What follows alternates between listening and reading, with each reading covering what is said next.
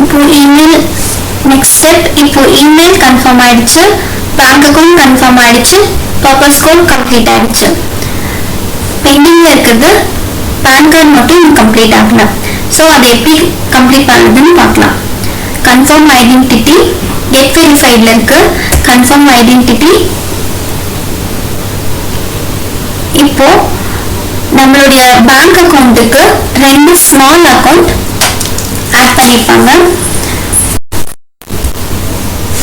அந்த 2 ஸ்மால் அக்கௌண்ட்டை நம்மளுடைய பேபால் அக்கௌண்ட்ல கன்ஃபார்ம் பண்ணணும்.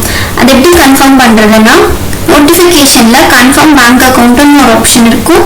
அதை கிளிக் பண்ணா amount 1 amount 2 ரெண்டு பாக்ஸஸ் ஓபன் ஆகும். இதுல ஃபார் எக்ஸாம்பிள் 1 ரூபி 20 பைசே அப்படின்னா 1 Ruby 20 paise, amount 2ல 2 Ruby 40 பைசேனா 2 Ruby 40 paise போட்டு கன்ஃபார்ம் என்டர் பண்ணிட்டு கன்ஃபார்ம் கொடுக்கணும்.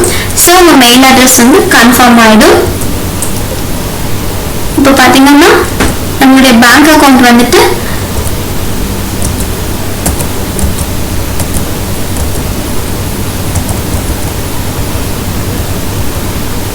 வெரிஃபைல இருக்கு. எல்லாமே வெரிஃபை ஆயிடுச்சு.